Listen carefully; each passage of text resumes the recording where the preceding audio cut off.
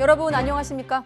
가장 빠른 종합뉴스 뉴스큐 시작합니다. 네, 전체 유연화에서 일부 업종 유연화로 정부가 주 52시간제 개편과 관련해 노사 합의를 전제로 방향성만 제시한 가운데 한국노총 대화 복귀로 관련 논의가 급물살을 탈지 아니면 지난 3월에 논란이 재현될지 해석들이 분분합니다. 오늘은 학자의 시각에서 이 문제를 진단해 보겠습니다. 네, 가을 야구가 LG의 29년 만에 한국 시리즈 우승으로 마감되면서 SNS가 들썩이고 있습니다.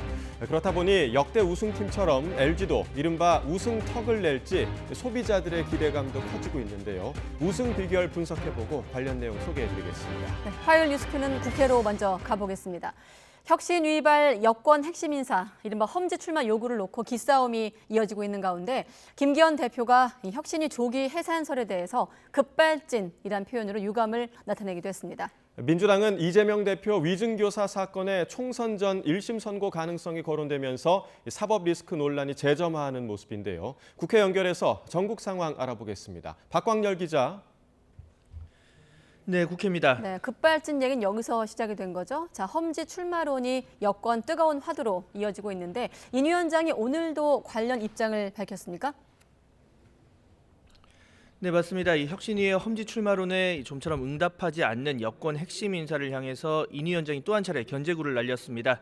시간이 걸리겠지만 거론된 인사들의 움직임이 있을 거라고 100% 확신한다며 이 거취 압박 고삐를 늦추지 않았는데요. 직접 들어보시죠. 시간을 좀 주면은 저는 100% 확신합니다. 절대 이름은 거명 안 했지만 분명히 움직일 거리라고 저는 확신하고. 네, 일각에서 제기됐던 이 혁신이 조기 해산설에 대해서는 선을 그었지만 지금과 같은 침묵이 이어질 경우 이 강경 카드를 던질 수밖에 없다는 시각은 이 당 안팎에 여전히 존재하는데요. 이 험지 출마론을 둘러싼 당내 기싸움이 줄다리기에 본격 돌입했다는 분석도 나오고 있습니다. 앞서 이 친윤 장제원 의원은 지역구를 사수하겠다는 뜻을 공개 석상에서 내비쳤고 이 김기현 대표 역시 혁신위가 영남 중진 험지 출마론을 띄우는 상황에서 이 박정희 전 대통령 생가를 찾아 그 배경에 관심이 쏠렸습니다. 김 대표는 혁신위 조기 해산설 관련 기자들의 질문에 이 당의 기강과 리더십을 흔드는 급발진이라며 당 대표로서 유감이라고 밝히기도 했습니다. 들어보시죠. 일부 의원의 급발진으로 당의 리더십을 흔들거나 당의 기강을 겉들어뜨리는 것, 권한과 책임 사이의 그 균형을 잘 유지하는 정제된 언행을 했으면 좋겠습니다. 네, 혁신위 차원에서 부인했지만 이 불출마 대상 명단을 작성했다는 이야기까지 도는 상황에서 혁신위가 던진 용태론을 둘러싼 힘겨루기가 점점 거세지는 분위기입니다. 네, 민주당 역시 이재명 대표를 둘러싼 당 안팎의 내홍이 이어지고 있죠. 네, 그렇습니다. 이 구속영장 기각과 서울 강서구청장 보궐선거 압승 이후 수면 아래로 가라앉는 듯했던 이재명 사법 리스크 재점화 가능성이 재차 거론되고 있습니다. 법원이 이재명 대표의 위증교사 재판을 대장동 사건과 분리해서 진행한다는 방침을 세웠기 때문입니다. 이 총선 전 유죄 1심 선고가 내려질 경우 총선 판도를 뒤흔들 수 있다는 우려가 나오는 가운데 이 친명계는 일단은 말을 아끼고 있습니다. 이 총선 전 선고 가능성 크지 않고 이 대표 체제의 큰 변수가 아니라는 주장인데요. 다만 비명계를 중심으로 불만의 목소리는 끊이지 않고 있습니다. 이 대표의 고향인 안동을 콕 집어 거론하며 험지 출마론 압박 수위를 높이기도 했습니다. 들어보시겠습니다. 저는 고향이 최적격이라고 생각합니다. 안동. 경기도지사 했죠. 예. 그다음에 국회의원 하고 있죠. 예. 대통령 후보였죠. 예. 지금 당대표까지 하고 있죠. 아. 이 정도의 기득권자가 어디 있습니까? 관련해 이재명 대표는 지역구 활동 공개와 인재위원장 역할을 강조하며 직접적인 대응은 피하고 있습니다. 다만 본격 총선 체제가 다가오고 이 여당의 인적 쇄신 움직임에 따라 제1야당 대표에 대한 압박 역시 거세질 수 있다는 관측도 나오고 있습니다. 지금까지 국회에서 YTN 박광열입니다. 윤석열 대통령은 오늘 국무회의를 주재하면서 근본적인 개선 방안을 만들어낼 때까지 공매도를 금지할 것이라고 밝혔습니다.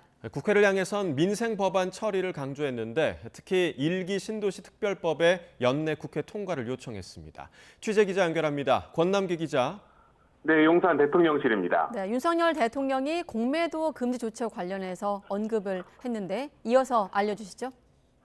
네, 윤석열 대통령은 오늘 국무회의에서 더 이상의 피해를 막기 위해 근본적인 개선 방안을 만들어낼 때까지 공매도를 금지할 것이라고 밝혔습니다. 불법 공매도 문제를 더 내버려 두면 공정한 가격 형성을 어렵게 해 개인 투자자들에게 큰 손실을 입힐 수 있다고 강조했는데요. 윤 대통령은 일부에서 글로벌 주가지수인 MSCI 선진국 지수 편입이 어려워질 수 있다는 우려를 하는 걸 안다면서도 장기적으로는 증권시장 경쟁력에 긍정적인 영향을 줄 것이라고 말했습니다. 잠시 들어보시죠. 더 이상의 피해를 막기 위해 근본적인 개선 방안이 만들어질 때까지 공매도를 금지할 것입니다. 우리 증권시장의 기울어진 운동장을 바로잡고 개인 투자자를 보호하는 해결책을 철저하게 준비해 주기 바랍니다. 윤 대통령은 민생 문제 해결을 강조하며 코로나 시기 선지급된 재난지원금의 환수를 면제한 사례나 주택용 전력요금 동결, 가계통신비 부담 완화 등 그동안의 대책을 조목조목 설명하기도 했는데요. 그동안 대통령실과 부처가 292곳의 민생 현장을 찾았다며 국민에게 더 가까이 다가갈 것이라고 말했습니다. 네, 민생 법안 처리와 관련해서는 국회에 대한 요청도 있었죠. 네, 민생을 강조한 윤 대통령은 국회를 향해선 민생 법안의 조속한 처리를 요청했습니다. 특히 1기 신도시 특별법으로 불리는 노후계획도시 정비를 위한 특별법의 국회 처리를 강조했는데요. 신도시 노후화로 주민 안전과 층간소음, 주차 시비 등 문제가 계속되고 있지만 지난 3월 발의된 해당 법이 아직 상임위 문턱을 넘지 못하고 있다고 지적했습니다. 이어 1기 신도시 특별법 제정을 국민께 약속드렸고 국정과제로 추진했다며 야당도 특별법 제정에 동의한 만큼 연내에 꼭 통과될 수 있도록 적극적으로 논의해달라고 국회에 당부했습니다. 30년 전에 머물러 있는 노후 도시를 미래 도시로 전환하기 위해서는 기존의 법 체계만으로는 한계가 있습니다. 주거 환경 개선 그리고 이주 수요의 관리까지 뒷받침될 수 있도록 특별법의 제정이 반드시 필요합니다. 어제 경제사회노동위원회의 사회적 대화에 복귀 입장을 밝힌 항공노총을 향해선 환영한다며 노사정이 머리를 맞대면 어떠한 어려움도 극복할 수 있을 것이라고 말했습니다. 이번 달 해외 순방 일정에 대한 설명도 있었는데요. 윤 대통령은 내일부터 시작되는 아시아 태평양 경제협력체 정상회의에선 공급망 다변화와 투자 확대와 같은 우리 경제에 실질적으로 보탬이 되는 협력 방안을 논의할 것이라고 설명했습니다. 또 다음 주 영국 국빈 방문과 프랑스 방문을 언급하며 경제협력 도약과 함께 부산 엑스포 유치를 위한 막판 총력전을 펼칠 것이라고 덧붙였습니다. 지금까지 용산 대통령실에서 YTN 권남기입니다. 네, 박민 신임 사장이 취임한 KBS가 메인 뉴스인 9시 뉴스를 4년 동안 진행해온 이소정 앵커를 하차시키는 등 방송 진행자를 전면 교체했습니다. KBS는 1TV에서 방송하는 뉴스9의 평일 새 앵커로 박장범 기자와 박지원 아나운서를, 또 주말 앵커에는 김현경 기자와 박소연 아나운서를 발탁했다고 밝혔습니다. KBS는 주요 종합뉴스 앵커를 교체함으로써 위상을 되찾고 시청자의 신뢰를 회복할 것이라고 이번 인사 배경을 설명했습니다. 이에 대해 언론노조 KBS 본부는 사측이 제작진과 어떤 논의 없이 편성을 삭제하고 방송 하루 전에 앵커에게 하차를 통보하는 등 박민 사장 취임 첫날부터 편성 규약과 단체협약 위반 행위가 잇따르고 있다고 비판했습니다. 네, 이렇게 KBS 박민 신임 사장이 취임한 직후 주요 시사보도 프로그램들 진행자가 교체된 것과 관련해 정치권은 엇갈린 반응들을 보이고 있습니다. 더불어민주당은 KBS 점령작전, 또 군사 쿠데타 등에 비유하면서 맹비난을 쏟아낸 반면에 여당은 공영방송 본연의 자세로 돌아오길 기대한다면서 정치권이 개입해서는 안 된다고 선을 긋기도 했습니다. 양당 원내대표 목소리로 확인해 보겠습니다. KBS 뉴스를 보면서 저는 과거 5.16 쿠데타처럼 군사 쿠데타가 일어난 줄 알았습니다. 무슨 방송 진행자나 방송 개편이 이렇게 전격적으로 이루어진 것을 듣도 보도 못했습니다. 박민 사장이 취임하자마자 KBS 점령 작전이 일사천리로 진행되는 것 같습니다. 진짜 군사 쿠데타를 방불케 합니다. KBS가 공영방송의 입장에서 또 공정하게 방송 본연의 자세로 돌아오기를 저희들은 기대하고 있습니다. 공영방송이 공정하게 방송을 하도록 하기 위해서는 정치권에서 감나라 대추나라 하지 않는 것이 좋다고 생각합니다. 그냥 지켜보고 있습니다. 네, 박민 사장은 취임 하루 만에 대국민 기자회견을 열고 불공정 편파 보도로 공정성을 훼손하고 KBS가 신뢰를 잃었다면서 임원들과 함께 고개를 숙였습니다. 박 사장은 오늘 오전 서울 여의도 KBS 아트홀에서 기자회견을 열고 공영방송으로서 핵심 가치인 공정성을 훼손해 신뢰를 잃어버린 상황에 깊은 유감을 표하며 정중히 사과한다고 밝혔습니다. 박 사장은 또 공정성과 신뢰도 확보를 경영 최우선 가치로 삼을 것이라면서 오보 사례의 재발을 막기 위해 주요 불공정 방송의 경위와 진상을 철저하게 규명하고 관련 백서를 발간하겠다고 말하기도 했습니다. 정부가 9.19 군사 합의의 효력을 정지하기 위해 본격적인 검토에 들어갔습니다. 그 첫 단계로 북한이 정찰위성 발사에 성공하면 그에 상응해 군사분계선 일대의 정찰 작전을 정상화하는 방안으로 검토 중인 것으로 알려졌는데요. 국방부 취재기자 연결하겠습니다. 최민기 기자. 네, 국방부입니다. 네, 정부가 9.19 군사 합의 효력을 정지하겠다 이런 방침을 여러 차례 밝혔는데 일부 방안이 거론되고 있죠. 네, 그렇습니다. 먼저 9.19 남북 군사합의서상 공중에서의 적대 행위를 중지한 내용의 효력을 정지할 것으로 보입니다. 그 시점을 북한의 정찰위성 발사 성공과 연계해 검토 중인 것으로 알려졌습니다. 이 안이 확정될 경우 북한이 오는 18일 미사일 공업절 전후나 이달 안으로 정찰위성 발사에 나설 경우 관련 조항의 효력을 정지하면서 적용 시기도 더 빨라질 전망입니다. 북한이 정찰위성을 발사하며 대남 감시 능력을 키우는 상황에서 우리만 대북 정찰 능력을 제한하는 9.19 합의를 준수하는 건 부적절하다는 판단에 따른 것입니다. 남북은 지난 2018년 체결된 9.19 군사합의에서 지상과 해상, 공중을 포함한 모든 공간에서의 적대 행위를 전면 중지하기로 합의했지만 북한은 해안포와 미사일, 무인기 등을 이용해 도발을 이어왔습니다. 정부가 북한의 정찰위성 발사 성공과 연동한 효력 정지를 검토하면서 합의 정신의 등가성 혹은 동등성 원칙에 따라 단계별 효력 정지에 나선 게 아니냐는 분석도 나옵니다. 앞서 최대한 빠른 시일 내에 9.19 합의 효력을 정지하겠다고 밝혀온 신원식 국방부 장관은 지난달 27일 국정감사에서 관련 부처와 기관에 군사합의 효력 정지를 제안했다고도 밝혔습니다. 이런 가운데 오늘 우리나라와 유엔군 사령부 회원국 간의 국방장관 회의가 처음으로 열렸습니다. 이번 회의는 정전 이후 지난 70년 동안 유엔사의 역할과 기여를 평가하는 자리로 한반도 평화를 위한 상호협력과 연대를 강조하는 내용의 공동성명도 채택이 됐습니다. 회원국들은 유엔 안보리 결의를 위반한 북한의 핵 탄도미사일 도발을 강력히 규탄하고 한반도 유사시 공동으로 대응할 것이라고 선언했습니다. 북한은 이에 앞서 침략전쟁 준비라는 맹비난과 함께 유엔사 해체를 주장하는 등 줄곧 날선 반응을 보여왔습니다. 지금까지 국방부에서 YTN 최민기입니다. 반면 북한은 지난 9월 중순 이후 무력 도발을 중단한 채 비난 담화를 쏟아내며 말로만 대응을 하고 있습니다. 북한이 최근 기념일로 제정한 11월 18일 이른바 미사일 공업절을 전후해 군사정찰위성 3차 발사에 나설 거란 관측도 나오고 있습니다. 최두희 기자입니다. 로이드 오스틴 미국 국방장관이 우리나라를 찾아 연례 국방회담인 한미안보협의회의를 연 데 이어 이튿날 한국 유엔사 국방장관 회의까지 열렸지만 북한의 무력 도발은 없었습니다. 대신 북한은 외무성 공보문 등을 통해 유엔사 해체를 주장하며 말폭탄을 쏟아내는 선에 그치고 있습니다. 앞서 한미연합 해상훈련은 물론 핵무장이 가능한 미국 전략폭격기 B-52H의 한반도 전개 당시에도 마찬가지였습니다. 올해 한미의 움직임에 사사건건 대응했던 모습은 온데간데 없고 김정은 국무위원장이 러시아를 방문했던 지난 9월 13일 단거리 탄도미사일 2발 발사를 끝으로 2달째 무력 도발 없이 잠잠한 모습입니다. 무엇보다 군사정찰위성 3차 발사 성공을 위해 선택과 집중 전략을 택한 것으로 보입니다.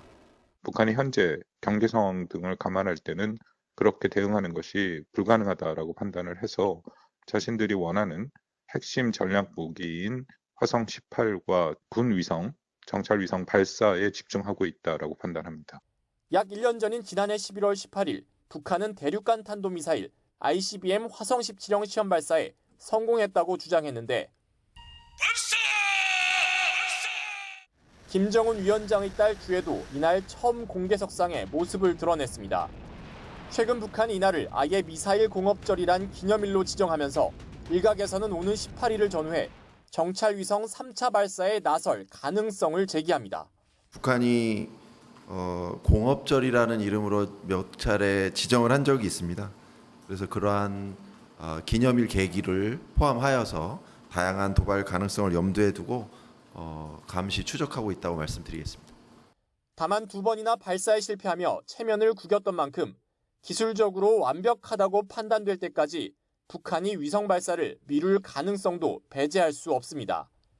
통상 위성 발사 전 국제해사기구 IMO 등의 관련 계획을 알렸던 전례에 비춰보면 정확한 3차 발사 시기는 국제기구의 발사 계획을 통보하는 시점에 드러날 전망입니다.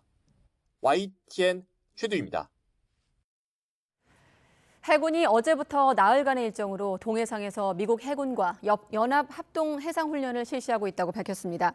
우리 군은 이지스 구축함인 서해 류성룡함을 비롯해 함정 10여 척과 P3 해상 추계기, F-15K 전투기 등이 또 미국 측에선 이지스 구축함 라파엘 페랄타함과 A-10 공격기 등이 훈련에 참가했습니다.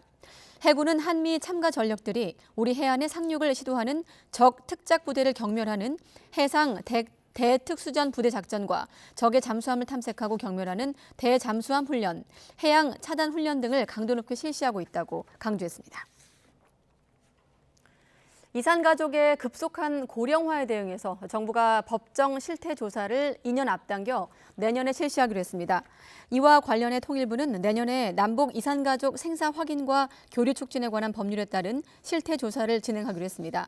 현행 이산가족법 시행령은 이산가족의 실태 조사를 5년마다 하도록 하는 만큼 다음 조사는 오는 2026년으로 예정돼 있었습니다.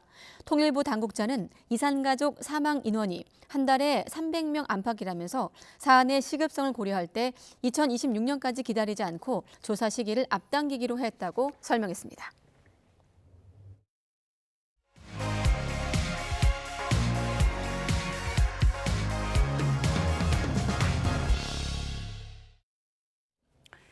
네, 근로시간 주 69시간제를 꺼내들었다가 여론의 비판에 물러선 지 8개월여 만에 정부가 새 개편 방안을 어제 발표했습니다. 특히 한국노총의 사회적 대화 복귀로 근로시간 개선 논의가 급물살을 탈지 아니면 지난 3월의 논란이 재현될지 관련 내용 오늘은 김성희 고려대 노동대학원 교수님과 함께 이야기 나눠보겠습니다. 네, 안녕하십니까 교수님? 예, 안녕하세요. 네. 어제 주무부처 장관까지 모시고 들어봤습니다만 여전히 고개가 좀 갸우뚱거려져서 오늘은 교수님과 함께 한번 해석을 해볼 텐데 일단 확실한 거는 지난 3월에 전체 유연화에서 일부 업종 유연화로 그리고 노사 합의 전제가 달린 것 아니겠습니까? 어떻게 평가하십니까? 예, 주 52시간 특선 유지하되 일부 업종, 직종에서 연장 근로를 유연화한다. 이 방침으로 이제 약간 후퇴한 모양새도 보이기는 하는데요. 네.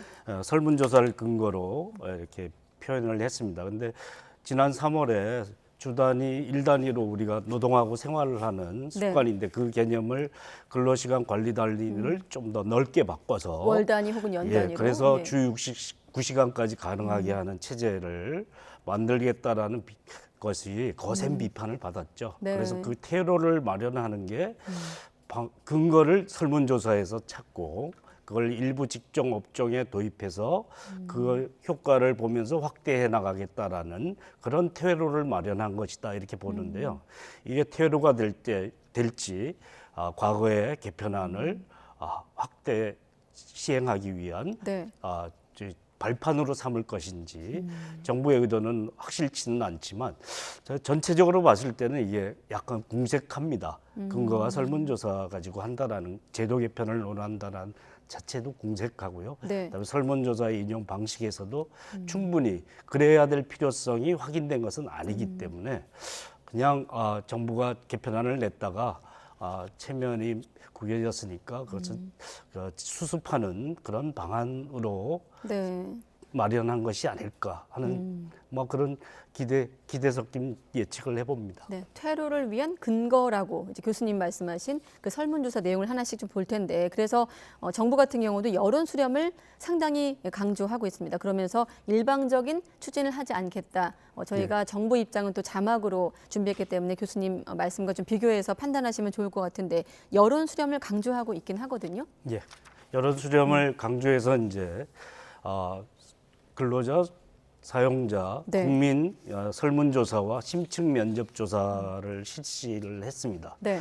그런데 제도 개편을 이렇게 의향조사를 바탕으로 해서 한다라는 것은 좀 넌센스라고 볼 수도 있죠. 그래서 의향조사를 바탕으로 한 게 넌센스라는 건 어떤 그렇죠. 말씀이실까요? 이 제도라는 건 굉장히 복잡한 메커니즘을 가지고 있지 않습니까? 그리고 그 제도가 만들어진 취지라는 것이 있는데 그때 일부의 요구도를 가지고 그 제도를 수정하는 방향을 결정하는 근거로 삼기에는 충분하지 않은 것이죠. 네. 그리고 설문조사라는 것은 왜곡되기 쉽기 때문에 그것을 제도 개편의 필요성과 연결시킬 때는 신중해야 됩니다. 네. 그래서 설문조사를 근거로 한 것 자체가 문제이고 질문에 있어서도 필요한 답변만 그중에서도 취사 선택한 것 같다.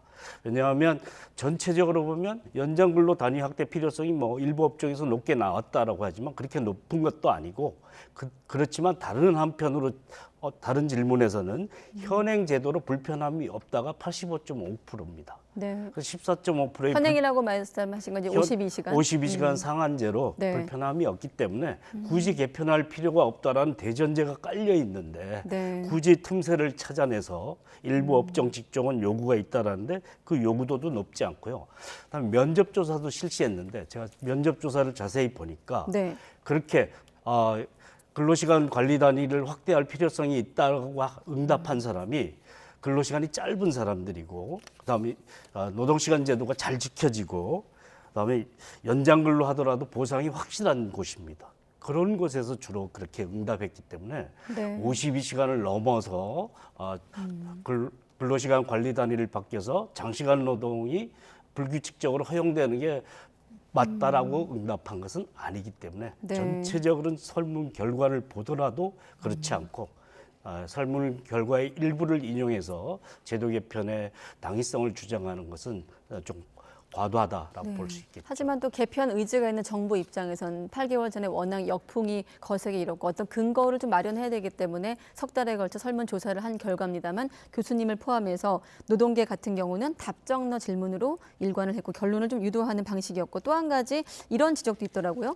52시간 상한제로 인해서 건강이나 삶의 질이 어떻게 좀 조사됐는가에 대한 질문이 빠졌다. 뭐 이런 설문조사 설계에 대한 좀 비판적인 시각도 있었는데 아무튼 정부는 이 결과를 토대로 이번에 방향성을 제시했고 그 결과를 토대로 한 얘기 중에 하나가 이 아까 조사 결과를 보면 아시겠습니다만 제조업과 생산직 등에서 우선적으로 좀 상대적으로 높게 나왔거든요. 그렇다 보니 이 분야가 좀 개편 가능성이 높다고 알려지고 있습니다. 어떻게 좀 볼 수 있을까요? 일단 뭐 답정너라는 표현은 뭐냐면 3월에 발표한 근로시간 개편의 방안이 추진하기 위한 근거를 삼기 위한 질문들이 네. 주로 배치됐기 때문에 지금 근로시간이 줄여야 된다, 늘려야 되냐 이런 어떤 근본적인 원초적인 질문부터 시작하지가 않았던 거죠. 네. 그래서 그게 불균형하다라는 거고 그래서 일부 업종에 대해서는 수요 요구도 조사가 그렇게 높은 편은 아닙니다. 그리고 전체적으로 답변을 보면 거기서도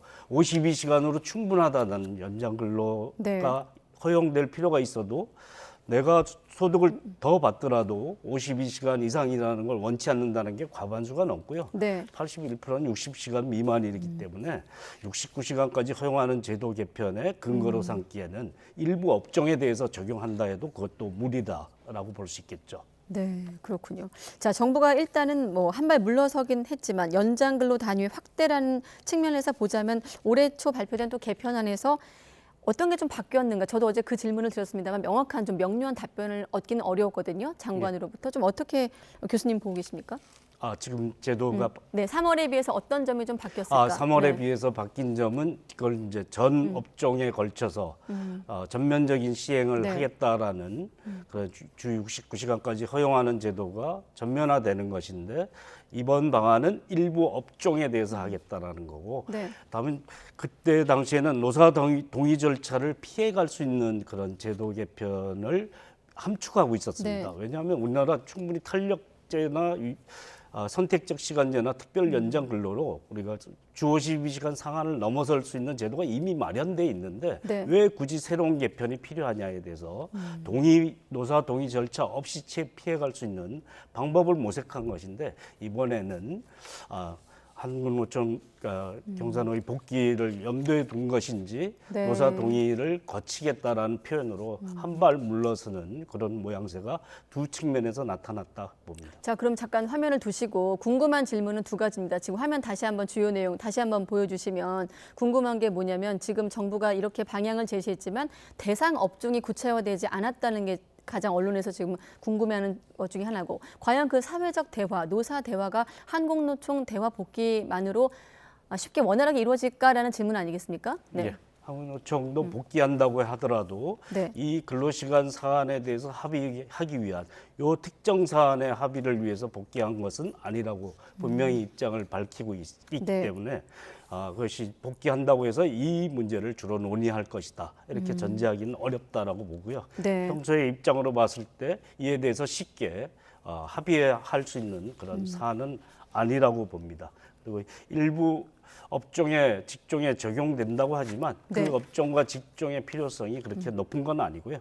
제조업이 대표적으로 꼽히는데 네. 제조업이 사실상은 우리나라의 중추 산업이고 고용의 중추입니다. 그래서 고용 안정을 위해서 근로시간 예외 업종에서도 예전부터 지정하지 않았던 그런 곳인데 네. 새삼스럽게 이렇게 제조업을 겨냥해서 이렇게 한다는 매우 심각한 문제를 야기할 수 있다. 고용 측면에서 불안을 야기할 수 있는 측면이 굉장히 강하고 전체적인 고용에 악영향을 줄 것이기 때문에 제조업을 타겟으로 삼은 것 자체도 잘못한 것이다 이렇게 생각합니다. 네, 어제 이 자리에서 이정식 장관 이런 얘기도 하셨습니다. 연장근로 12시간 제한은 유례 없는 것이다 라면서 이제 이번 개편의 설명을 좀 하셨거든요. 그러면서 이번 조사 결과를 토대로 근로시간 상한선 또 연속 11시간 휴식의 필요성이 담겨 있기 때문에 앞으로 좀 구체적인 내용은 대화를 통해서 해결해 가야 된다라는 게 정부 입장입니다.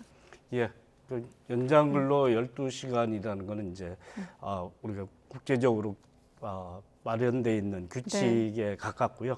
그것을 일일이 세부적으로 규정하지 않지만 노동시간은 점진적으로 단축되어 왔던 역사를 가지고 있고 네. 우리가 40+11을 기본선으로 생각하는 것 자체가 사실 외국에 비해서 월등히 높은 기준에서 시작하는 건데 그 52보다 더 넘는 기준들이 더 많이 다양하게 생긴다라는 것은 네. 상상하기 어렵다 이렇게 볼 수 있고요. 국제적인 사례로 비견할 수 있는 사례가 없다. 그것도 유연근무제도라는 게 마련돼 있는데도 불구하고 다른 틈새를 만드는 것.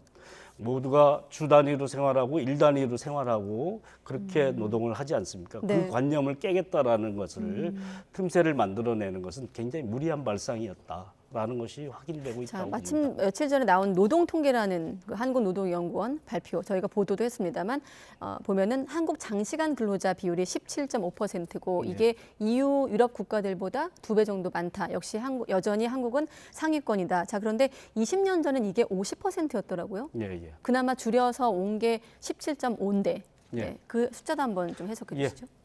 장시간 노동에 의존하는 할 만큼 우리나라 산업이 그 노동력에만 의존하는 그런 노동 시간에 의존하는 장시간 노동에 의존하는 체제보다 고부가치 산업과 고생산성 산업으로 변화하고 있는 국면이죠. 네. 그런 상황이 또 소득이 높아지면서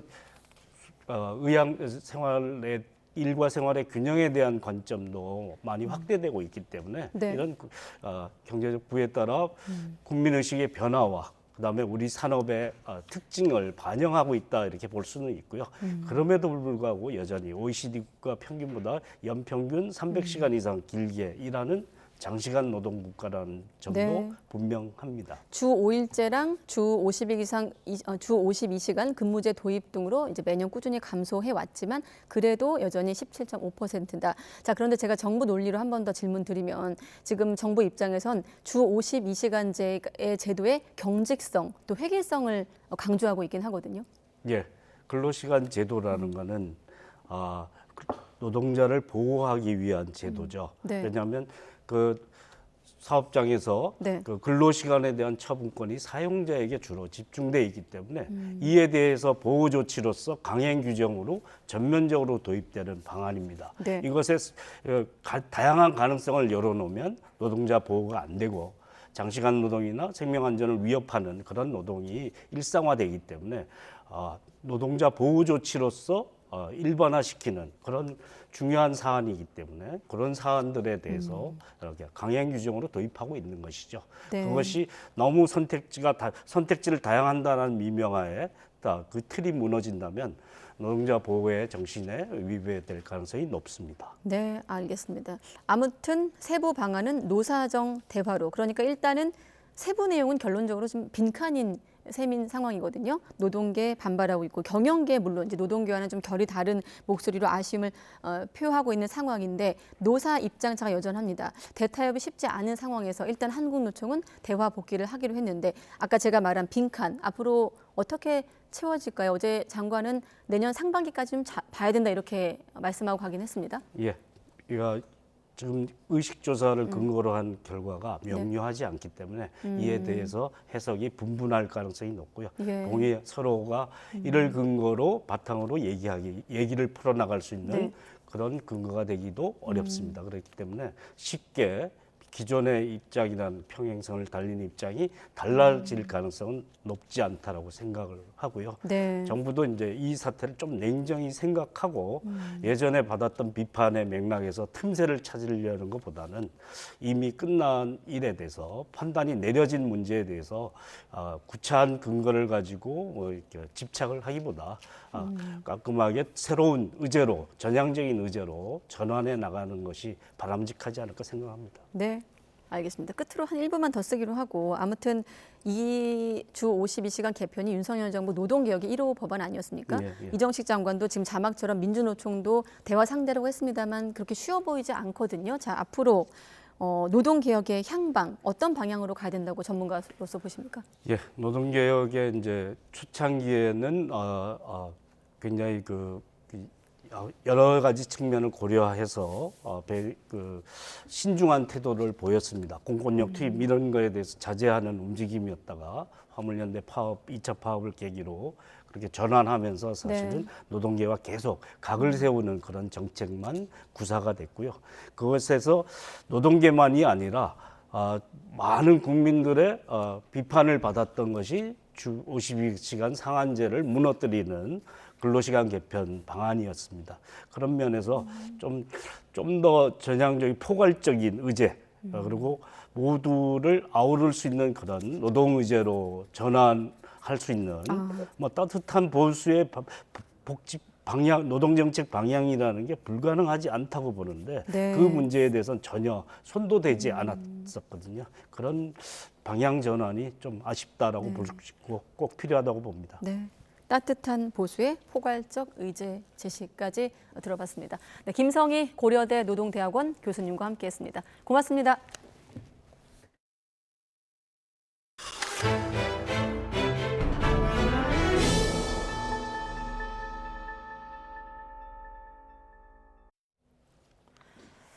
네, 지난 7월이죠. 대규모 예금 인출 사태를 겪으며 부실 논란이 이어지고 있는 새마을금고 오늘 경영 혁신안을 발표했습니다.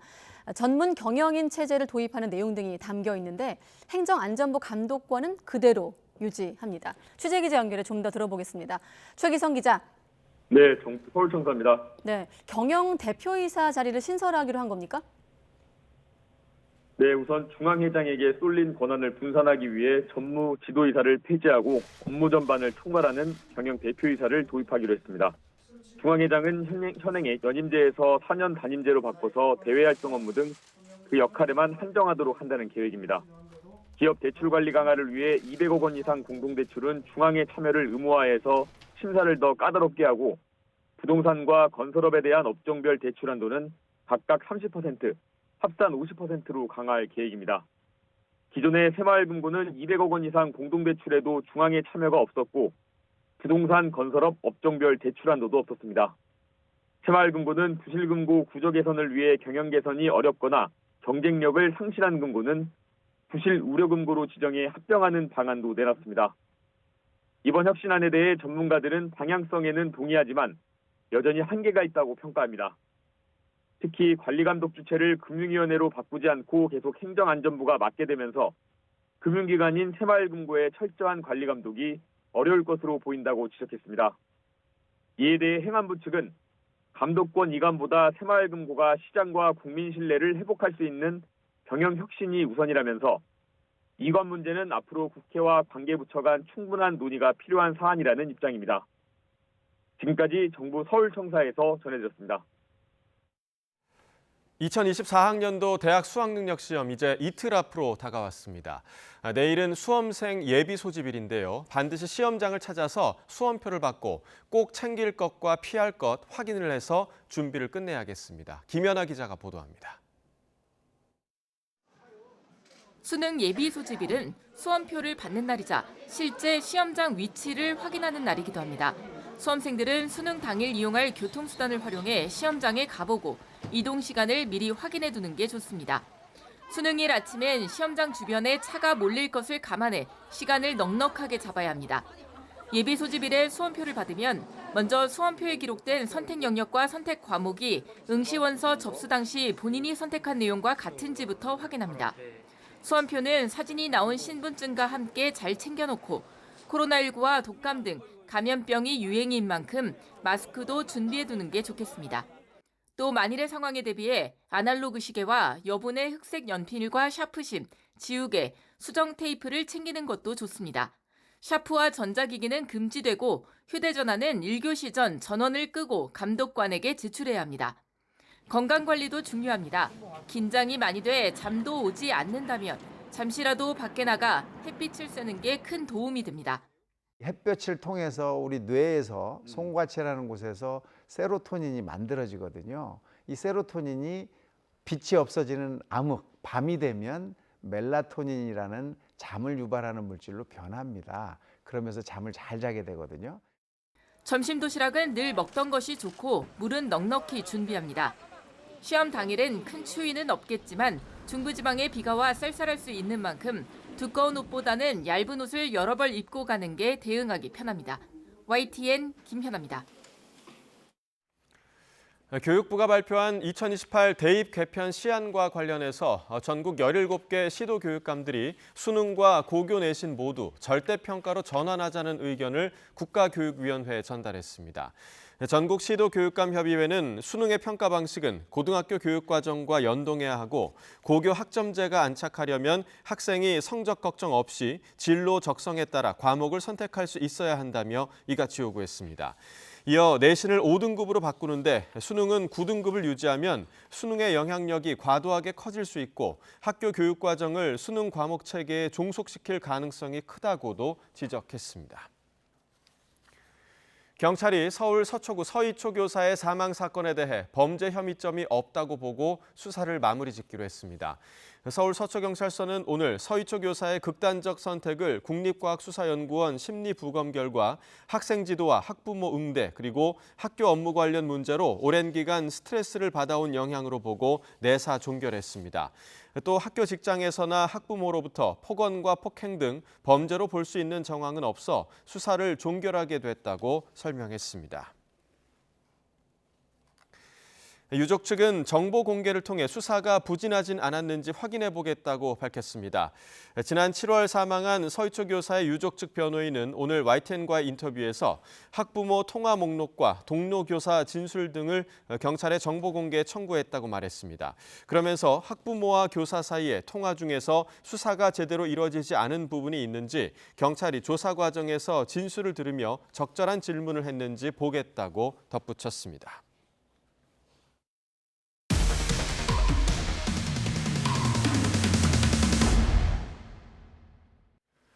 정부 중앙부처 소속 7급 공무원이 인터넷 성인 방송에서 BJ로 활동을 하다가 적발돼 최근 감사를 받고 있는 것으로 확인됐습니다. 이 문제가 된 공무원은 특별 사법 직무까지 맡고 있어서 해당 부처에선 품위 유지 의무와 겸직 금지 원칙을 위반했는지 조사하고 있습니다. 권준수 기자의 단독 보도입니다. 인터넷 성인 방송을 진행 중인 한 여성. 담배를 피우고 술도 마시며 시청자와 얘기를 나눕니다. 누군가 현금성 아이템을 선물하자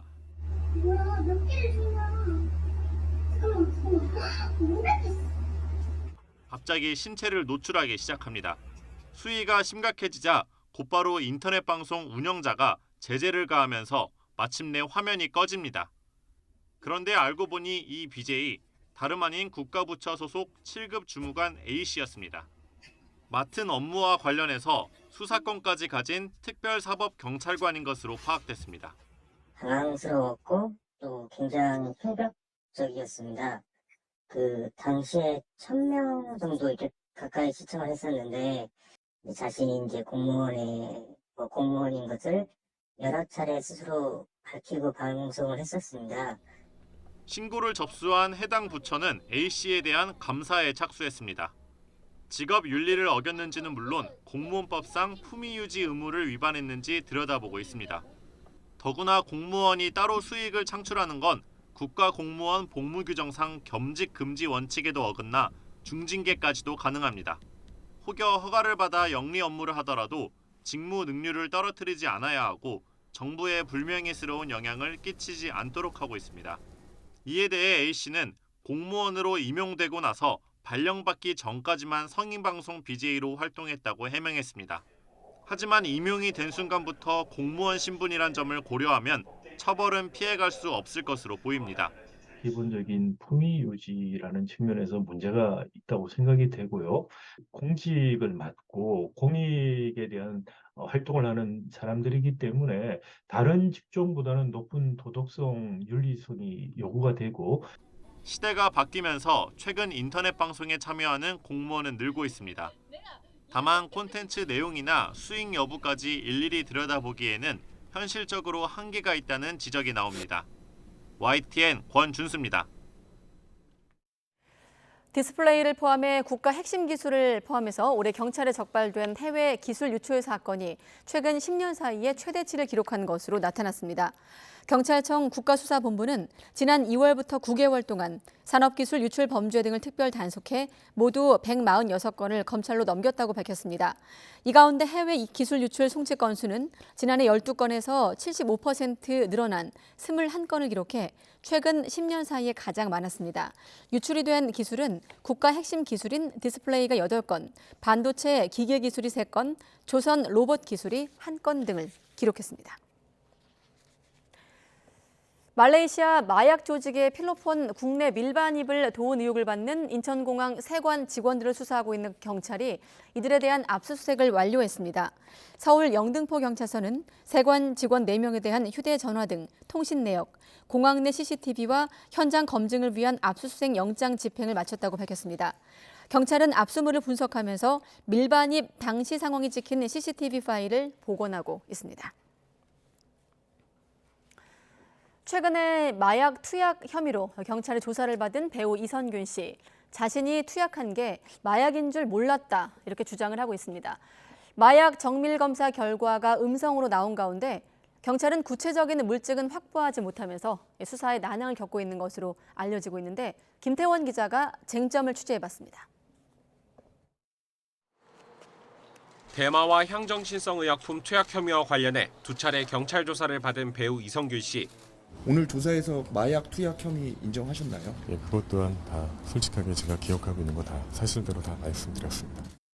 이 씨는 경찰 조사에서 유흥업소 실장이 무언가를 줬는데 마약인 줄은 몰랐다고 진술한 것으로 알려졌습니다.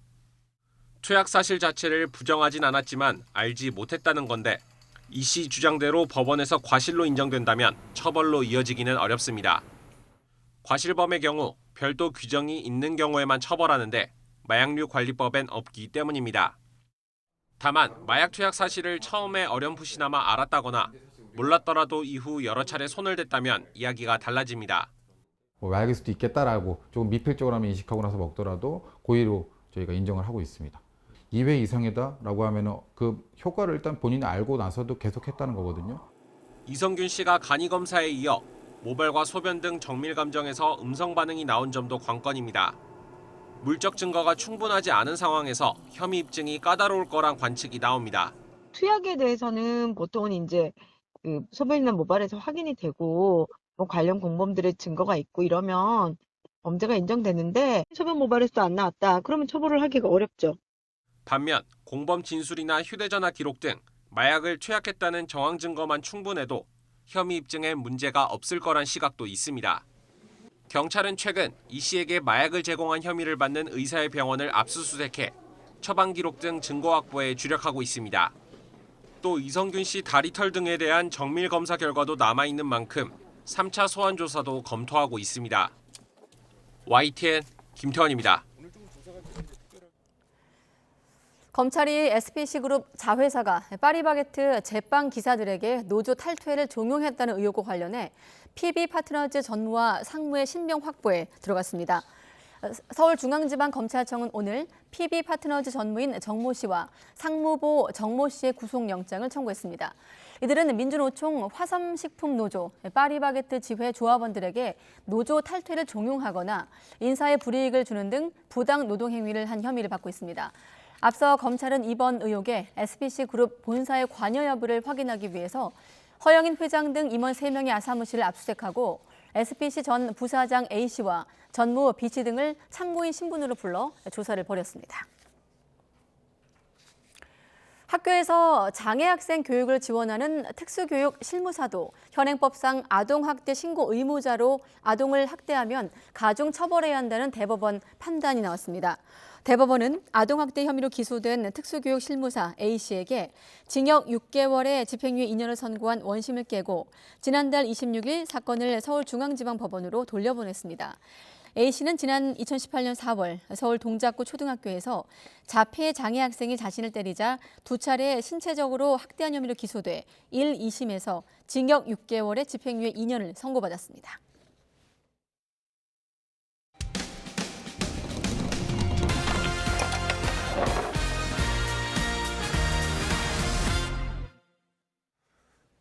경기도에 있는 지역 농협에서 직원이 수억 원대를 빼돌렸다는 의혹이 불거져 경찰에 고발됐습니다.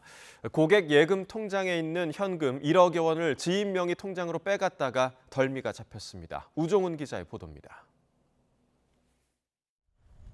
경기 여주시 한 지역 농협에 근무하던 40대 직원 A씨. 고수익 상품에 가입시켜주겠다며 오랜 고객에게 신분증을 요구했습니다. 한 달 뒤 만기를 앞둔 고객은 A씨를 믿고 신분증을 맡겼다가 그만 뒤통수를 맞았습니다. 고객 통장과 도장을 이용해 고객 예금 1억여 원을 본인 지인 명의 통장으로 빼간 것으로 파악됐습니다. A씨는 고객 항의로 문제가 알려지자 남편 사업이 어려워 1억 원만 갖다 쓰려고 했다며 다시 돈을 고객 통장에 돌려줬습니다. 그런데 내부 감사가 진행되면서 더 큰 문제들이 수면 위로 떠올랐습니다. A씨 어머니와 지인 명의 차명 계좌로 지역 농협 돈을 무려 5년 가까이 몰래 빼돌린 사실이 추가로 드러난 겁니다. 지역 농협과 오랫동안 거래해온 쌀 포장재 생산업체 등 거래처에 물품 대금 명목으로 돈을 보낸 다음 일부 금액을 차명 계좌로 돌려받은 뒤 다시 본인 계좌로 돈을 옮겼습니다. 적게는 200만 원, 많게는 1,100여만 원씩 130여 차례에 걸쳐 빼돌린 금액이 8억 6천만 원에 이르는 것으로 나타났습니다. 이렇게 확보한 자금으로 개인 사치품을 사거나 암호화폐에 투자한 것으로 확인됐습니다. 지역농협은 A씨가 정상적인 거래로 보이게끔 매입 전표 등 서류를 꾸며내 사실관계 파악이 어려웠다고 밝혔습니다. 채권 보전을 위해서 저희 나름대로 그 남편하고 본인한테 있는 그 부동산에 대해서 저희가 그저당 설정을 좀 해놓은 상태예요. 지역농협은 해당 직원을 대기 발령한 뒤 경찰에 고발했고 차명 계좌로 돈을 입금해준 업체도 조만간 고발할 방침입니다. 농협중앙회 역시 해당 지역농협에 대한 감사를 벌여 관리 감독에 허점이 있었는지 살필 예정입니다. YTN 우종은입니다. 오늘 오전 9시 20분쯤 서울 시흥동에 있는 철제 상가에서 불이 나 소방당국이 진화에 나섰습니다. 이 불로 지금까지 다친 사람은 없는 것으로 파악됐습니다. 소방당국은 불이 난 직후 한때 대응 2단계를 발령했다가 일단 큰 불을 잡으면서 1단계로 낮춰 잔불 진화에 주력하고 있습니다. 포스코 포항제철소 공장에서 도시락을 먹은 노동자 170여 명이 식중독 의심 증상을 보여 보건당국이 조사에 나선 가운데 치료를 받던 직원 1명이 숨진 채 발견됐습니다. 경북 포항시는 어제 저녁 8시쯤 대도동에 있는 주택에서 포항제철소 하청업체 직원인 50대 B씨가 숨진 채 발견된 사실을 확인했다고 밝혔습니다. B씨는 포항제철소 내 공사 현장에 투입됐다가 배달된 도시락을 먹고 식중독 의심 증상을 보여 치료를 받고 있었던 것으로 파악됐습니다. 대구 성서경찰서는 전통시장에서 가짜 돈을 내고 채소를 산 혐의로 60대 A씨를 붙잡아 조사하고 있다고 밝혔습니다. A씨는 지난달 30일 대구 감삼동에 있는 서남시장 노점상에서 5만 원권 지폐와 비슷한 휴대전화 대리점 홍보물을 내고 채소를 산 뒤 거스름돈을 받은 혐의를 받습니다. 경찰 조사에서 A씨는 가짜 돈인지 모르고 물건을 샀다고 진술했습니다. 대출을 내준다며 가짜 회사를 세워놓고 피해자 300여 명을 상대로 수억 원을 빼돌린 일당이 경찰에 붙잡혔습니다. 서울 강북경찰서는 유령법인 4개를 설립한 뒤 SNS 광고 등을 통해 대출을 내줄 것처럼 피해자를 속인 조직원 11명을 검거하고 이들 가운데 6명을 구속했습니다. 이들 조직원은 지난 2021년 6월부터 2년 동안 일반 회사처럼 보이는 법인을 세우고 대출을 원하는 피해자들 300여 명에게 받아낸 개인정보를 이용해 3억여 원을 가로챈 혐의를 받습니다. 대학 수학능력 시험이 치러지는 모레 시중은행들이 평소보다 1시간 늦게 문을 열고 닫습니다. 은행연합회는 수능시험 당일 은행의 영업시간을 오전 10시부터 오후 5시까지로 일제히 변경하기로 했습니다. 수험생, 감독관, 학부모 등의 이동으로 교통 수요가 급증할 것으로 예상되는 데 따른 것으로 다만 공항이나 공단, 시장, 기관 등이 입점한 점포의 경우 입지나 고객의 특성에 따라 탄력적으로 운영할 수 있게 한다는 계획입니다. 주식시장 변동성으로 관망세가 늘고 금리 상승 기대로 늘어난 투자 대기 자금이 예금에 몰리면서 통화량이 넉 달 연속 증가세를 보였습니다. 한국은행은 9월 통화량이 광의 통화 기준으로 3,847조 6천억 원으로 한 달 전보다 18조 1천억 원, 0.5% 상승했다고 밝혔습니다. 넉 달 연속 증가세로 앞선 8월 0.2%보다 증가율도 상승했습니다. 내년에 세계 경제는 2.8% 성장하면서 회복세가 둔화할 것으로 대외경제정책연구원이 전망했습니다. 연구원은 내년 세계 경제 전망치를 지난 5월 전망 대비 0.2%포인트 하향 조정했다고 밝혔습니다. 미국 등 주요 선진국 대부분이 높은 금리와 부채 부담 등으로 낮은 성장세를 보이고 중국도 부동산 리스크 장기화와 경제 주체들의 심리 위축으로 올해보다 하락한 성장률을 기록할 것으로 내다봤습니다.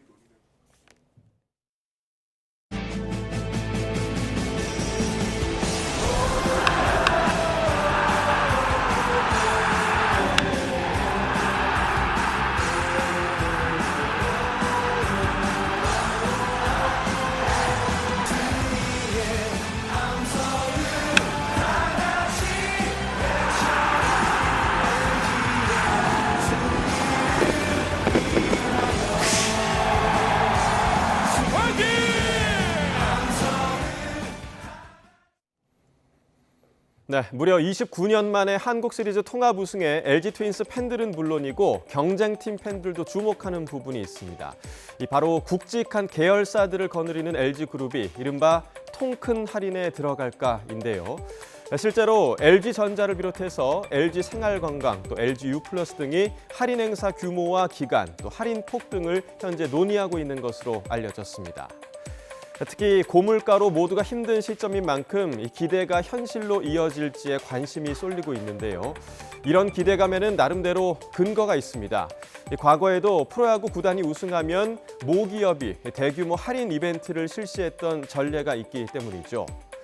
자, LG처럼 여러 계열사를 둔 삼성의 경우 2014년 삼성 라이온즈가 우승했을 때 이 삼성전자와 제일모직 또 에버랜드 등이 다양한 할인 행사를 열었습니다. 기아 타이거즈가 우승을 차지했던 2017년 기아 자동차는 이 선착순 11,000명에게 일부 자동차 모델을 할인 판매했습니다. 또 2019년 두산 베어스가 우승했을 때는 두산그룹이 서울 동대문 두타몰에서 할인 행사를 진행을 했었고요. 또 지난해 우승팀 SSG의 모기업 신세계도 계열사 19곳이 참여하는 대규모 할인 행사를 개최했습니다. 이미 인터넷에는 29년 만에 우승했으니 29% 할인하는 거 아니냐 이런 말들도 벌써 나오고 있는데요. 수건을 푼 LG그룹의 우승턱에 소비자들의 시선이 쏠리고 있습니다.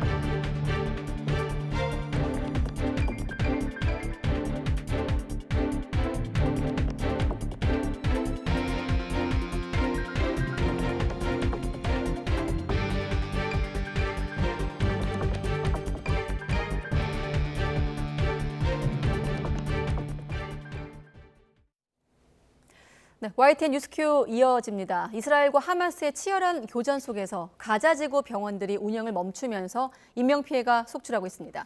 가자지구 최대 병원조차 연료가 바닥나면서 주말 이후 환자와 미수가가 30명 이상 숨졌습니다. 김태현 기자의 보도입니다. 연일 공습이 이어지고 교전이 확대되면서 환자들이 넘치지만 의료시설은 역부족입니다. 가자지구 북부의 병원들은 모두 운영을 멈췄고 최대 의료기관인 알시파 병원도 기능을 잃었습니다. 무장정파 하마스가 통치하는 가자지구 보건부 관계자는 주말 이후 알시파 병원 사망자가 30여 명에 이른다고 밝혔습니다. 미수가를 포함해 아기들의 생명도 꺼져가고 있습니다. Al-Shifa is an iconic hospital in Gaza. It is always the hospital that continues to function across the wars. Al-Shifa has not received water and electricity and has stopped operating. And that is extremely, extremely dramatic. 병원 측은 공습과 지상전으로 전기와 연료 공급이 끊겨 환자들이 위험한 상태라고 호소합니다.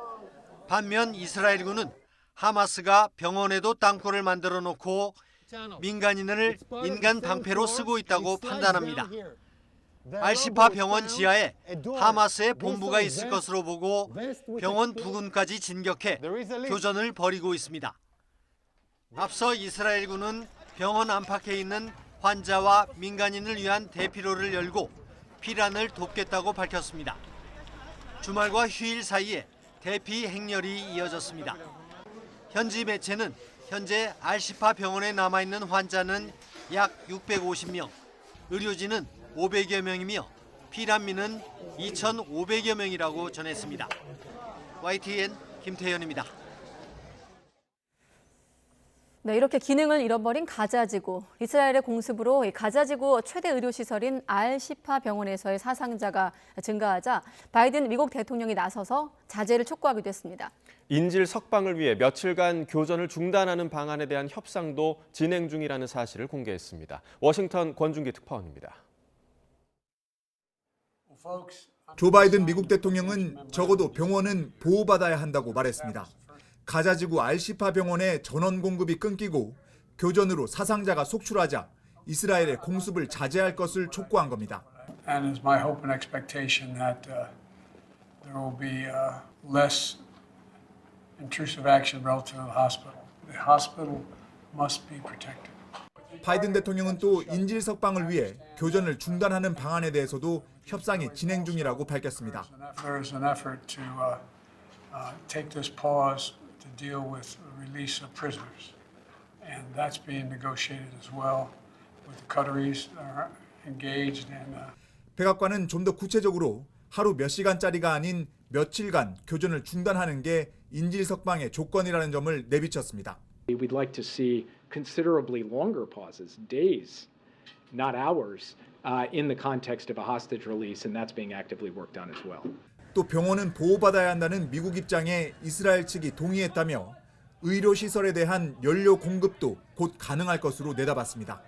The Israeli government has also told us that they are prepared to provide fuel to hospitals to ensure that they can continue to operate. 이란의 대리 세력이 중동 지역 미군에 대한 공격을 멈추지 않으면 대응에 나서겠다는 경고도 날렸습니다. 백악관은 샌프란시스코 에이펙에서 이뤄질 시진핑 중국 국가주석과 정상회담에서 이란이 불안을 부추기는 건 중국에도 이익이 되지 않을 거라는 메시지를 전달하겠다고 밝혔습니다. 워싱턴에서 YTN 권윤기입니다. 네, 그런가 하면 조 바이든 미국 대통령에게 이견을 제기하는 미국 국무부 내부의 반대 메모에 직원 100여 명이 서명했다고 미국 매체 악시오스가 보도했습니다. 이 메모는 최근 소셜미디어를 통해 바이든 대통령을 대량학살 공범이라고 공개적으로 맹비난한 한 국무부 하급 직원이 주도한 것으로 국무부와 국제개발처 직원 100명이 서명했으며 지난 3일 국무부 정책실에 전달됐습니다. 이 반대 메모에는 고위 미국 관리들에게 이스라엘 정책을 재평가할 것을 촉구하고 팔레스타인 가자 지구에서 휴전을 요구하는 내용 등이 담겼습니다. 네, 그럼 좀 더 들어가 보겠습니다. 가자 지구에 지상작전을 벌이고 있는 이스라엘, 하마스 의회 건물을 점령하기도 했습니다. 인질 석방 협상이나 또 인도주의 지원 협상에는 진전이 없는 가운데 희생자는 10,000명을 넘어 계속 늘어나고 있습니다. 강성웅 해설위원 실장과 함께 조금 더 알아보겠습니다. 어서 오십시오. 네. 네, 지난 10월 7일에 전쟁이 시작이 됐으니까 한 달도 훌쩍 넘었는데, 자 먼저 이스라엘 군이 하마스의 의회 건물을 점거한 사진이 있던데 네. 사실인가요? 네, 그 과거 사진을 한번 찾아보니까 네. 신빙성은 굉장히 높은 것 같습니다. 이스라엘이 이제 이스라엘의 골라니 여단이라는 소속 부대의 병사들이 그 내부로 들어가서 기념 촬영을 했는데요. 이 사진입니다. 네. 왼쪽에 깃발이 그 골라니 여단의 상징 깃발 부대기라고 합니다. 네. 저게 이제 노란색하고 녹색이 있는데 올리브 나무라는 것을 상징하고요.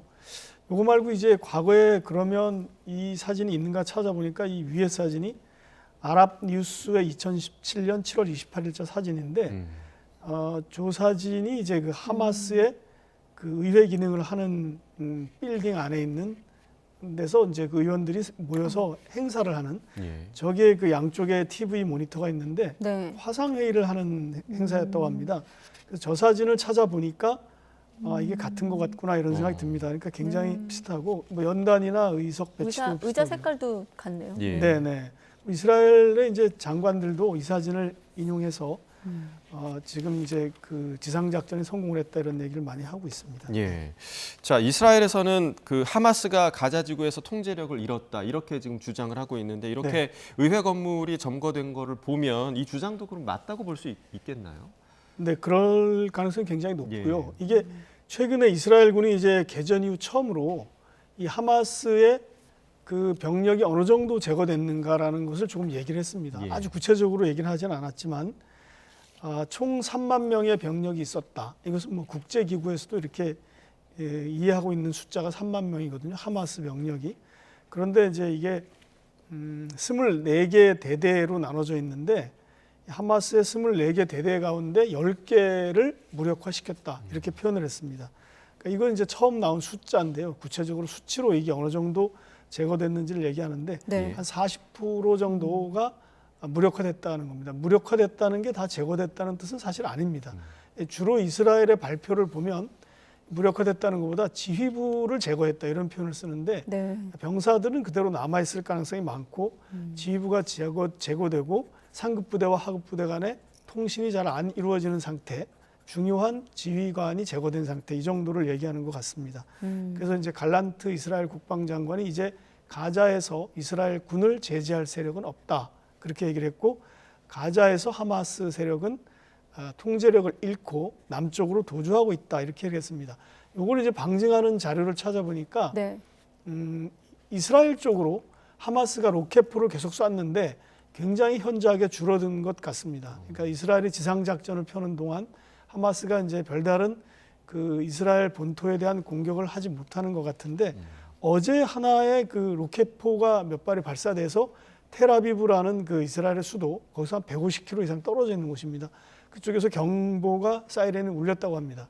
그런데 이게 한 3일 만에 처음 울린 겁니다. 그러니까 이제 그 하마스의 어떤 로켓 공격이 둔화됐다 이렇게 볼 수 있는 증거도 있는 겁니다. 네, 로켓 공격이 뜸해지면서 통제력을 잃고 남쪽으로 도주하고 있다고 이제 이스라엘이 밝히기도 했는데 반대로 이스라엘군이 상당히 고전할 것으로 예상된다는 좀 예상도 있지 않았습니까? 맞습니다. 저도 그렇게 생각을 했는데 이게 이스라엘이 압도적인 화력으로 지금 이제 하마스가 먼저 기습 공격을 한 이후 5주 동안 선제 공습을 계속하고 있습니다. 네. 그리고 이제 지상작전을 한 지도 오늘로 따지면 19일입니다. 2주 이상을 했는데 이 사이에 이제 하마스는 공군 무력이 없기 때문에 거의 이스라엘 전투기가 뭐 3,000번 이상을 떠서 폭격을 했다고 합니다.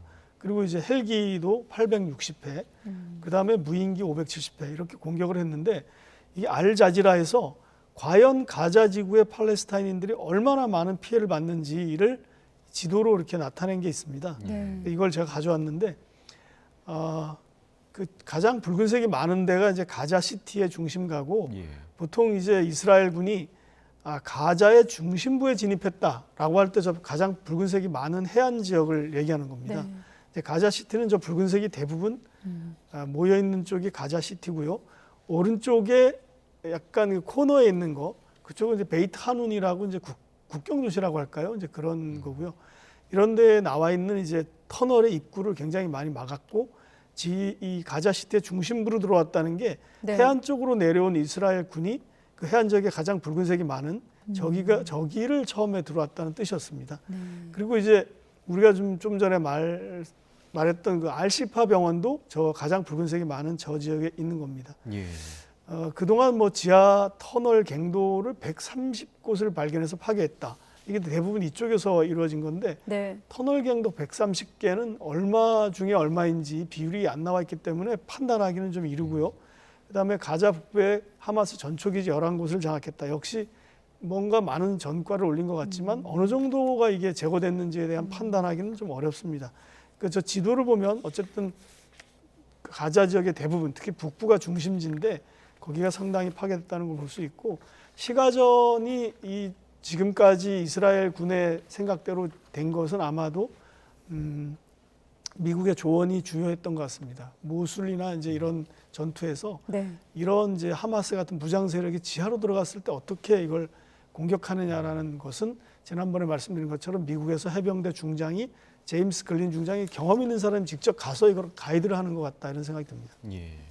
아까 이제 이스라엘에 대한 하마스의 공격이 현저히 줄었다 이런 말씀도 해주셨는데 그러면 이런 흐름대로 가면 조만간 이스라엘이 승리를 선언한 가능성도 좀 있을까요? 현재로는 예단하기 굉장히 어렵습니다. 왜냐하면 이스라엘 스스로도 하마스 병력이 3만 명이라고 했습니다. 대략 10,000명이 정규군이고 2만 명이 예비군일 가능성이 높습니다. 이슬람 무장 세력들의 그동안의 이제 군 형태를 보면 그런데 지금 이게 얼마만큼 사살했느냐라는 걸 따지고 보면 그렇게 많지는 않다는 겁니다. 10% 정도도 안 될 가능성이 굉장히 많고 대부분은 아직도 이 주력 부대가 땅굴에 은신해서 저항을 하고 있다 이렇게 보는 게 맞을 것 같고요. 그렇기 때문에 이제 갈란트 국방장관은 터널을 목표로 한 공격을 강화할 것이고 빨리 나와서 투항하라 이렇게 이제 이 투항 작전을 하고 있는 것 같습니다. 이스라엘 군도 사실은 지난주까지 34명이 전사했습니다. 이스라엘이 자기 전사한 숫자는 잘 밝히지 않는데 그리고 보통 2~3배 정도가 부상이기 때문에 60명 정도가 부상을 했고요. 하루에 2.4명, 2~3명이 전사하는 겁니다. 이렇게 해서 한 달을 가면 12월 초는 100명가량 전사할 가능성도 있습니다. 그렇기 때문에 지금 나오는 얘기가 이스라엘이 국제사회의 지지를 잃기 전에, 완전히 잃기 전에 하마스를 공격할 수 있는 시간 2, 3주밖에 남지 않았다. 이런 얘기를 이스라엘 외무장관도 직접 한 적이 있습니다. 자, 그러면 이스라엘 공습으로 팔레스타인 민간 희생자가 벌써 10,000명을 훨씬 넘기도 했는데 이게 더 비극이 아닌가 싶거든요. 그렇습니다. 전쟁 종료보다도. 네. 맞습니다. 시작은 하마스가 했지만 이건 뭐 어떻게 보면 그 민족 간의 전쟁이기 때문에 어디가 문제가 있다고 단정하기 참 어려운 전쟁입니다. 그런데 가자 보건부에서 밝힌 숫자는 이미 민간인 희생자가 11,000명이 넘었습니다. 대부분이 어린이, 여성 70%가 되고요. 어린이가 4,630명 정도라고 합니다. 집을 잃은 사람이 거의 3분의 2 정도가 되고요. 병원에서는 뭐 앞서 전해드렸지만 연료가 바닥이 나고 의약품이 없습니다. 물도 없고. 연료가 바닥이 났다는 게 중요한데 전기가 공급되지 않는 상태이기 때문에 모든 의료기기가 전기가 필요한데 발전기를 돌릴 디젤, 기름이 없다는 그런 얘기고요. 지금 이 사진이 굉장히 충격적인데 이게 아까 이제 이 가자의 최대 병원이라고 하는 알시파 병원에서 찍은 사진입니다. 인큐베이터를 이제 조산아들을 위해서 이렇게 인큐베이터라는 기기가 있는데 그 안에 이제 저 아이들이 자라고 있다가 이 기기가 이제 작동이 안 되니까 밖에 내놔서 이렇게 보살피는 이런 상황입니다. 이런 사진들이 지금 이제 그 알시파 병원에서 나오고 있고요. 이제 병원에 어떤 그 의료진들은 남아 있지만 그 어린이들을 돌볼 만한 적절한 의료기기를 작동하지 못하는 그런 상황입니다. 이 사진 말고 비슷한 사진이 한 장 더 있긴 한데요. 뭐 같은 곳에서 촬영된 것 같습니다. 그래서 이 저기 조산아들, 이른둥이들한테 인큐베이터는 거의 생명줄과도 같은 것인데. 맞습니다. 그래서 세계보건기구의 대변인은 BBC에 이런 말을 했습니다. 알시파 병원의 상황 거의 묘지 수준이다 이렇게 얘기를 했습니다. 정말 신생아의 사진을 보고 말할 수 없는, 입에 담기 어려운 그런 사진인데 현재 이 안에 시신이 159가 있는데 뭐 한 며칠 사이에 30명 정도가 더 사망자가 나왔다고 하고요. 환자가 600명이 있고 그다음에 그 의료진이 200에서 500명, 뭐 직역별로 좀 다르겠죠. 그렇게 있는데 그다음에 이 주변에 지금 피난민이 1,500명이 여기서 목숨을 부지하기 위해서 여기는 그래도 덜 공격하지 않을까 해서 이렇게 있는데 이스라엘 군이 이곳까지 근접해서 전투를 계속 하고 있다. 이렇게 병원 측은 얘기하고 있습니다. 그러니까 이스라엘 주장은 이 병원 지하에 하마스 군사시설이 있다. 이런 주장이잖아요. 그래서 뭐 하마스가 민간인들을 방패막이 삼고 있다. 이런 비판도 하고 있는데 이게 지금 확인이 되는 부분인가요? 글쎄요. 이게 이스라엘 군의 주장은 의도적으로 여기다가 지었고 여기에 의도적으로 하마스의 지도부나 병력들이 이 안에 있다라는 얘기인데요. 그리고 이제 아기들을 방패로 이용한다 이렇게 거꾸로 이제 역공을 하고 있습니다. 그런데 이제 병원 측은 전혀 그렇지 않다라고 하고 뭐 알자지라든지 그 아랍권 매체는 그냥 어떤 물 저장고의 구멍 그 입구를 가지고 여기도 하마스가 병력이 드나들었던 곳이다 이렇게 주장을 한다고 합니다. IDF 이스라엘 방위군이 그런 얘기를 했는데 이제 EU의 입장을 제가 다른 나라들은 어떻게 보는가를 찾아봤더니 EU 유럽연합은 하마스에 이렇게 얘기를 했습니다. 병원이나 민간인을 인간 방패로 써서는 안 된다. 그 얘기는 일부는 저 주장이 맞을 수도 있다라는 것을 전제하는 것 같습니다. 다만 이제 국제적십자위원회의 입장을 보면 상대의 전투병력이나 무기 같은 게 병원 안에 있으면 공격을 할 수는 있다. 이런 입장입니다. 다만 그렇지만 사전에 의료진이나 환자에게 충분히 대피 경고가 있어야 된다는 것이고요. 그다음에 이제 국제형사재판소의 관계자는 이런 말을 했습니다. 만약에 이것이 군사적인 용도로 사용되기 때문에 병원이 그것이 본래 목적을 잃었다고 하더라도 이것을 입증할 책임은 공격한 측에 있다. 그러니까 이스라엘 측에 있다는 얘기인데 그리고 그 어떤 입증의 책임은 기준이 굉장히 높다 이런 말을 했습니다.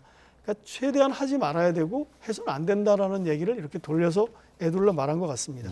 네. 아무튼 국제사회 우려와 걱정 속에서 병원선을 보내는 나라도 있고 또 공중에서 그런 구호품들을 좀 투하하자 이런 논의도 있는 것으로 알고 있는데 시간이 다 돼서 자 내일 바이든 대통령이 시진핑 주석과 정상회담을 할 예정인데 여기서도 이 하마스 이스라엘 전쟁 얘기가 나올까요? 그렇습니다. 이게 어쨌든 국제사회의 가장 큰 이슈이기 때문에 안 네. 나올 수는 없고요. 아마 바이든 대통령이 시진핑 주석에게 요청할 것 같습니다. 바이든 대통령이 그동안 이란에 대해서도 이란이 좀 미국도 어떤 여기에 적극 개입할 의지가 없으니 이란도 개입을 자제해달라는 얘기를 외교 채널을 통해서 계속 얘기를 해왔는데 네. 중국에 대해서도 중국은 이란에 대해서 영향력이 있고 우호관계가 있는 국가니까 중국이 좀 이란이 더 여기에 개입하지 말도록 영향력을 행사해달라 이런 얘기를 할 것이다라고 백악관에서 얘기를 했습니다. 그러니까 헤즈볼라, 그다음에 이슬라믹 지하드, 그다음에 하마스 이런 세력들을 이란이 병력이나 무기를 통해서 지원하지 않도록 하는 것, 그것을 중국을 통해서 중국이란 지렛대를 통해서 영향력을 행사하려고 하는 것, 그 정도가 나올 것 같고요. 더 큰 문제는 이제 타이완 문제라든지 미국의 대중국 제재 문제 이런 것들이 더 중요하게 다뤄지기 때문에 그럼에도 불구하고 이 하마스 문제는 미중 간의 가장 큰 쟁점은 아닌 것 같습니다. 네, 알겠습니다. 아무튼 미중 정상회담 의제 포함해서 내용은 또 YTN 뉴스로 확인하시기 바랍니다. 네, 강성홍 해설위원 실장과 함께했습니다. 고맙습니다.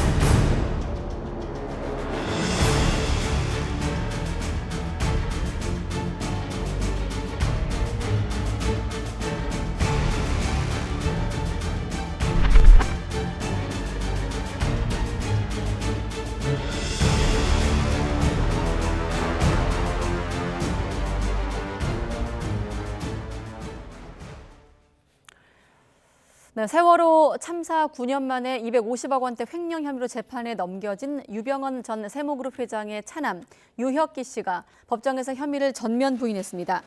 유 씨 측의 변호인은 오늘 인천지방법원에서 열린 2차 공판에서 어떤 행위가 횡령인지 검찰 공소장에 특정되지 않았다면서 이같이 밝혔습니다. 또 유 씨가 미국에 머무르는 사이 공범들의 재판이 진행된 탓에 반대 신문을 하지 못했다면서 이들의 증언의 신빙성이 증명되지 않았다고 주장했습니다.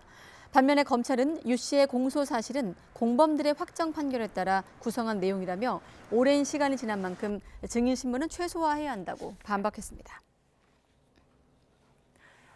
구치소에 수용됐다가 병원 치료 중에 달아나 사흘 동안 도주극을 벌인 김길수가 검찰에 넘겨졌습니다. 경찰은 김길수의 도주를 도운 여성 지인 A씨도 범인 도피죄를 적용해 함께 송치했지만 마찬가지로 범행을 도운 친동생은 친족 특례 규정에 따라 입건하지 않았습니다. 김길수는 지난 4일 아침 안양시 한 병원에서 치료를 받던 중 화장실에서 보호장구가 풀린 사이 달아난 혐의를 받고 있습니다. 김길수는 경찰 조사에서 우발적인 도주였다고 주장했지만 검찰은 계획 범죄 여부를 추가 수사할 계획입니다. 네, 요즘 장 보러 가실 때 가격은 그대로인데 용량은 줄어든 제품 아마 한 번쯤 경험해 보셨을 겁니다. 똑같은 값을 받으면서 양을 줄이는 건데요. 이런 꼼수 마케팅이 많아지면서 정부도 대책 마련에 고심하고 있습니다. 김선희 기자가 보도합니다. 한 팩에 375g 나가는 고향만두. 지난 6월까지만 해도 같은 가격의 중량은 415g이었습니다. 8개 묶음 카스 맥주 한 캔 중량도 가격은 그대로인데 375ml에서 5ml 더 줄였습니다. 들기름 양반김은 5g에서 4.5g으로, 델몬트 주스는 양은 그대로지만 오렌지 과즙 함량을 100에서 80%로 낮췄습니다. 가격은 올리고 중량은 더 줄인 제품도 있습니다. 양파링은 용량을 84g에서 80g으로 줄이고 가격은 100원 더 올렸습니다. 원가 상승 압박 때문에 어쩔 수 없다는 건데 소비자들은 미리 확인하기 어렵습니다. 가뜩이나 물건이 많이 올라서 모든 물건들이 다 가격이 올라서 좀 어려운데 좀 기분이 많이 안 좋죠. 기업들의 꼼수 마케팅은 우리나라뿐 아니라 해외에서도 큰 문제가 되고 있습니다. 프랑스는 이런 관행을 사기라고 규정하고 제품 용량을 변경하려면 소비자에게 의무적으로 알리도록 했습니다. 브라질이나 러시아 등도 6개월 이상 의무적으로 알리고 리터당 가격을 반드시 표시하도록 하는 법안을 마련했습니다. 유통 매장 안에서도 소비자가 쉽게 알 수 있도록 하는 부분들을 표시에 있어서의 부분들을 그 사업자에게 책임을 주는 방식인 거죠. 그렇게 해서 어쨌든 그런 제도적인 보완이 좀 필요할 거로 보여지거든요. 추경호 부총리도 이에 대해 소비자에게 제대로 알리는 방안을 검토하고 있다고 밝혔습니다. 업계 간담회 등을 통해서 그러한 편성, 인상에 대해서 자제해 줄 것을 당부드리고 또 추가로 필요한 조치가 뭐가 있을지 그거는 저희들이 또 고민해 보도록 하겠습니다. 고물가로 팍팍한 살림살이에 이런 꼼수 마케팅까지 더해지지 않도록 투명한 가격 정보 시스템이 필요하다는 지적입니다. YTN 김선입니다. 경북 김천에 있는 한우 농장에서 경북 지역에서는 처음으로 소 럼피스킨병 확진 사례가 나왔습니다. 경상북도는 오늘 김천 한우 농장에서 키우는 소 한 마리가 럼피스킨병에 확진됐다고 밝혔습니다. 해당 농장은 한우 28마리를 기르는 곳으로 지난 7일 럼피스킨병 백신 접종을 완료한 것으로 파악됐습니다. 경북은 전국 소 사육두수의 20%가 넘는 85만여 마리를 사육하는 지역입니다. 수원시에서 처음으로 빈대가 확인됐습니다. 수원시는 어제까지 빈대 의심 신고 10건이 접수돼 이 가운데 2건에서 빈대 발생이 확인돼 방역을 완료했다고 밝혔습니다. 시는 지역 내에서 빈대 출몰이 확인되자 시 산하 보건소에 신고센터를 가동하고 전문 소독업체와 연계해 처리를 지원하고 있습니다. 이처럼 최근 빈대 출몰에 대한 시민들의 불안감이 커지자 서울시는 빈대가 발생하지 않은 숙박시설에 이른바 소비자 안심마크를 온라인 표기하는 방안을 추진합니다. 서울시는 숙박업소 디지털 정보기업 온다와 협약을 맺고 이번 달부터 티맵 숙소 예약을 시작으로 안심마크 표기를 시작한다고 밝혔습니다. 서울 2천여 곳 숙박업소를 대상으로 시작하고 이후 국내외 온라인 여행사와 포털 등으로 서비스를 확대할 예정입니다. 전국 아파트값이 전 고점 수준을 빠르게 회복한 이후 최근 상승세가 둔화하고 있습니다. 높은 금리와 경기 불확실성이 매수자들의 관망세를 부추기면서 아파트 매물이 쌓이기 시작했습니다. 윤혜리 기자입니다. 서울 송파구에 있는 대단지 아파트입니다.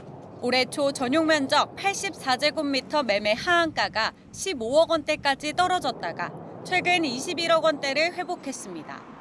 지난해 고점까지 상승하나 싶었지만 거래 문의는 다시 뜸해졌습니다. 추석 전에 21억 3천까지 계약이 체결됐어요. 그러니까 9개월 사이에 6억이 상승한 거죠. 그렇게 가다가 추석 지나고 나서 이제 10월 초에 이스라엘 전쟁 터지고 미국 금리 왔다 갔다 막 한 얘기 나오니까 지금 잠깐 정체로 가고 있는 상황. 올해 초부터 빠르게 회복되던 아파트 가격은 이렇듯 다시 주춤하는 추세입니다. 전국 아파트 가격 상승폭은 지난달 첫째 주 0.08%에서 이번 달 0.03%까지 줄었습니다. 같은 기간 서울의 아파트 가격 상승폭은 0.1%에서 0.05%까지 떨어졌습니다. 일부 지역은 상승세를 멈췄고 급기야 가격이 하락한 곳도 나오기 시작했습니다. 대출 금리가 높아지고 매도인과 매수인 간 희망 가격 차이가 벌어지면서 시장이 관망세에 접어들었다는 분석이 나옵니다. 특례 보금자리론 일반형에 대한 종료라든지 또 고금리 장기화에 대한 부담 이런 부분들이 주택 구매의 호들 역할을 하면서 거래 숨고르기가 이어지고 있기는 합니다. 낮은 거래량 속에 이제 가격 상승이 둔화되거나 내지는 가격이 일부 떨어지는 지역도 나올 수 있다고 보여집니다. 거래량이 줄면서 서울에는 아파트 매물이 쌓이기 시작했습니다. 올해 4월부터 월 3천 건을 웃돌던 매매 거래는 지난달 1,800여 건으로 급락했습니다. 부동산 시장 찬바람이 불었던 올해 1월 수준으로 돌아간 겁니다. 이 기간 아파트 매물도 10,000건 넘게 쌓였습니다. 공급 부족에 대한 불안 심리에다가 고분양가가 여전하기 때문에 예전처럼 집값이 큰 폭으로 떨어지지는 않을 것으로 예상이 됩니다. 당분간 숨고르기가 이어지겠지만 이전과 같은 하락장을 기대하긴 어렵다는 전망입니다. YTN 윤혜리입니다. 박민 KBS 사장이 취임 하루 만에 과거 KBS 보도를 불공정 편파 보도라고 규정하며 국민 앞에 고개를 숙였습니다. 하지만 9시 뉴스 앵커 등 주요 진행자를 대거 교체하면서 취임 초기부터 내부 반발이 거세지고 있습니다. 이교준 기자의 보도입니다. 박민 KBS 사장이 취임 하루 만에 기자회견을 열어 불공정 편파 보도로 KBS가 신뢰를 잃었다며 고개를 숙였습니다. 공영방송으로서 핵심 가치인 공정성을 훼손해 국민의 신뢰를 잃어버린 상황에 깊은 유감을 표하며 국민 여러분께 정중히 사과드립니다. 박 사장은 검언 유착 사건 오보와 오세훈 시장 생태탕 의혹 집중 보도 등을 하나하나 열거하며 KBS의 공정성 훼손, 신뢰의 위기를 지적했습니다. 또 올해 800억 원의 적자가 예상된다며 자신과 임원들의 임금 30% 삭감과 구조조정 검토 등 강도 높은 경영 쇄신을 예고했습니다.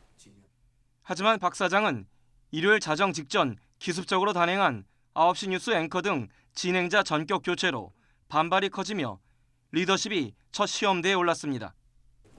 이와 관련해 박 사장은 일부 프로그램이 공정성 문제로 많은 지적을 받아 프로그램 전반에 대한 점검 지시를 내렸다고 해명했습니다. 공영방송에서의 정체성을 상실했거나 역할과 책무를 제대로 하는 데 문제가 있다고 생각하는 프로그램들을 점검해서 어떻게 할지에 대해서 좀 적당한 대책을 협의해서 추진을 하라 이렇게 지시를 한 바가 있습니다. 좀 더 완전하게 공정한 뉴스를 보여주자는 차원에서 기존 앵커의 교체를 결정했습니다. 그에 따라서 해당 기존의 진행자들에게는 하차 사실을 정중하게 통보했습니다. 이에 대해 전국 언론노조 KBS 본부는 평성 규약 등을 위반한 인사폭거라고 규탄하며 피켓 시위와 함께 법적 대응을 검토하고 있습니다. 방송 독립을 파괴하려는 그런 행위로 저희는 규정을 하고 있고요. 왜냐하면 이런 것들이 저희 단체 협약 그리고 편성 규약 심지어 나아가서는 방송법에 MC의 교체라든지 프로그램의 폐지 이런 것들은 제작진과 책임자 그룹들이 충분한 협의를 거치도록 하고 있습니다. 젊은 직원 중심으로 올여름 출범한 가치노조도 합당한 절차 없는 시행착오와 혼란이 계속되면 개혁의 동력이 고갈될 것이라고 경고했습니다. KBS 사내망 코비스가 한때 마비될 정도로 비판의 글이 이어지는 등 박 사장 취임 초기부터 내부 반발이 확산될 조짐을 보이고 있습니다. YTN 이교준입니다. 네, 다음 소식입니다. 소설 작별하지 않는다로 한국인 최초로 프랑스의 메디치상을 받은 한강 작가가 귀국 기자회견을 열었습니다. 제주 4.3을 배경으로 한 작품이 프랑스 독자들에게 높은 평가를 받은 데 대한 질문에도 답을 했는데 수상 소감 들어보겠습니다. 다른 언어를 사용하고 있고 문화도 다르고 역사적 맥락도 다르지만 우리가 긴 시간 동안 경험해온 어떤 인간의 폭력이라든지 어떤 제노사이드의 경험이라든지 그런 것들이 우리 모두가 공유하는 것이기 때문에 자연스럽게 닿고 함께 공유할 수 있다고 느꼈어요. 소설 써오면서 제일 기뻤던 순간이 사실은 2021년 4월 말에 작별하지 않는다고 완성한 순간이거든요. 또 워낙 오래 걸리고 힘들게 써서요. 그래서 무슨 상을 받고 이런 순간이 제일 기쁜 게 아니라 스스로 완성한 순간이 제일 행복한 순간으로 기억에 남아요.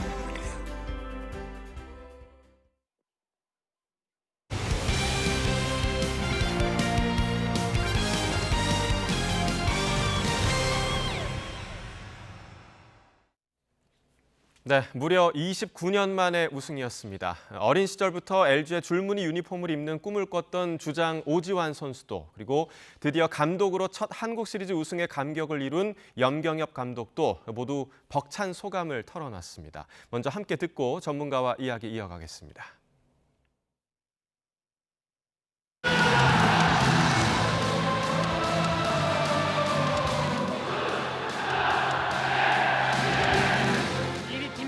자부심을 가지고 함께 야구장에서 응원해 주시고 또 TV로도 응원해 주신 덕분에 저희가 이렇게 한국 시리즈 우승할 수 있었던 것 같습니다. 앞으로 왕조를 한번 열어볼 수 있도록 최선을 다하겠습니다. 페넌트 레이스부터 한국 시리즈까지 어떤 꼭 우승이라는 목표 하나만 생각하고 달려왔는데 정말 우리 선수들 절실하게 열심히 해주면서 지금의 우승이라는 성과를 만들어낸 것 같습니다.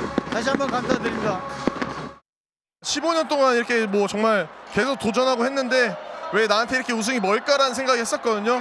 근데 진짜 좋은 기운을 많이 받아서 진짜 오늘만큼은 잊지 못할 하루가 될 것 같습니다. 네, 정말 너무 감사하고 저는 LG 트윈스 주장 오지환입니다. 네, 보신 것처럼 가을 야구는 LG의 29년 만에 한국 시리즈 우승으로 마감했습니다. LG의 우승 뒷얘기 민운기 해설위원 연결해서 이야기 나눠보겠습니다.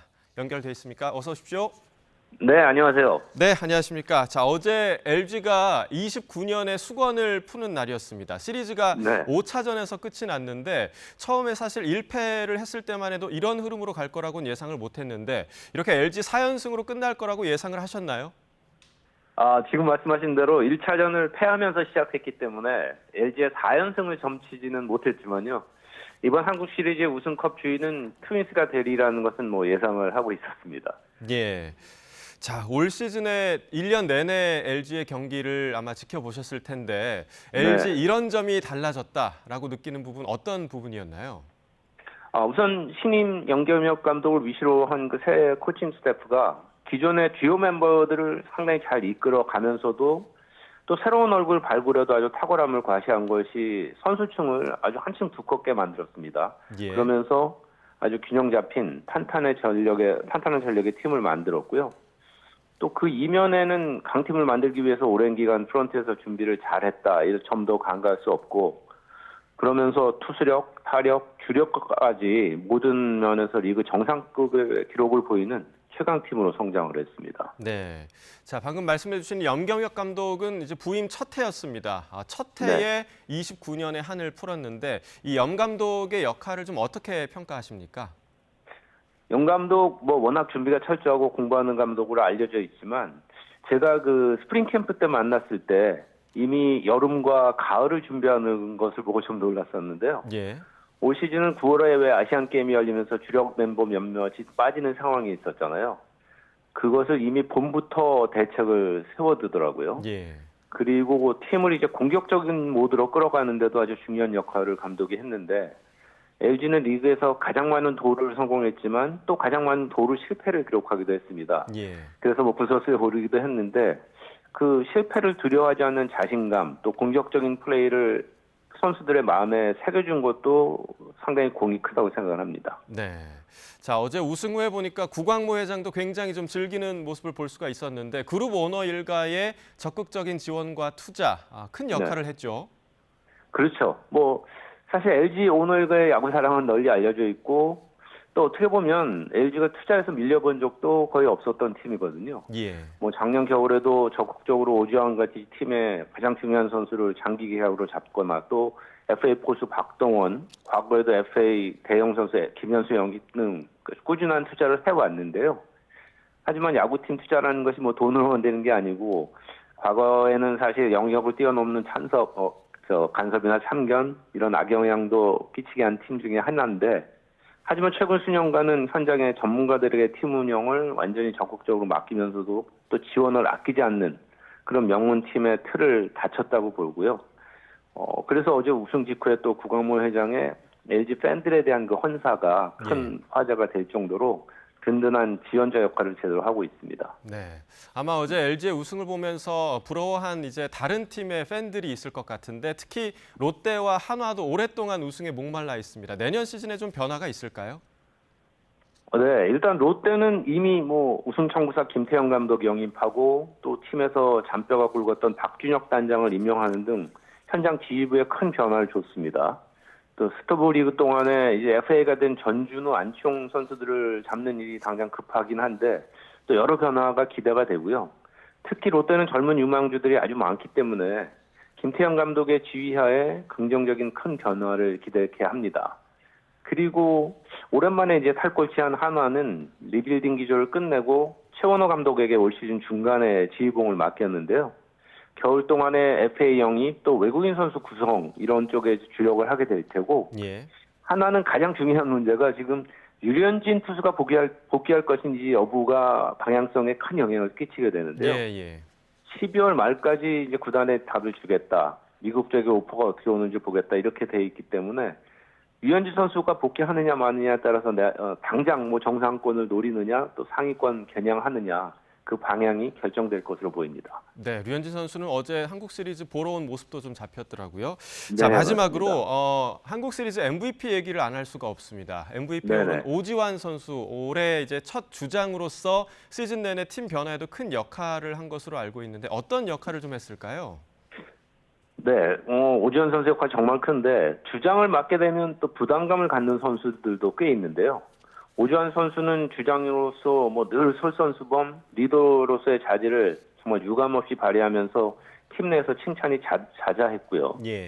젊은 후배들을 이끄는 능력뿐 아니라 또 선배들과의 중간 역할도 아주 단단하게 해주면서 그야말로 명실상부 팀의 중심으로 팀이 흔들릴 때마다 선봉해서 좋은 역할을 해줬습니다. 그런 면에서 이제 한국 시리즈 3경기 연속 홈런을 치면서 우승을 이끈 MVP를 받은 그런 장면들이 주장 오지환의 2023 시즌의 대미를 아주 멋지게 장식한 마무리였다고 생각이 됩니다. 네, 좋은 리더가 우승을 이끌었다 이렇게 좀 평가를 해주셨습니다. 여기까지 듣겠습니다. 지금까지 민훈기 해설위였습니다. 오늘 말씀 고맙습니다. 네, 고맙습니다. 2026 북중미 월드컵을 향한 첫걸음 아시아 최종 예선 2차전 첫 경기가 모레 시작합니다.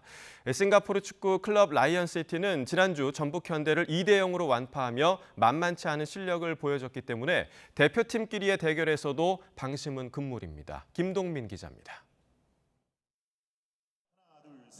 북중미 월드컵은 기존 32개 나라가 아니라 48개 나라가 출전합니다.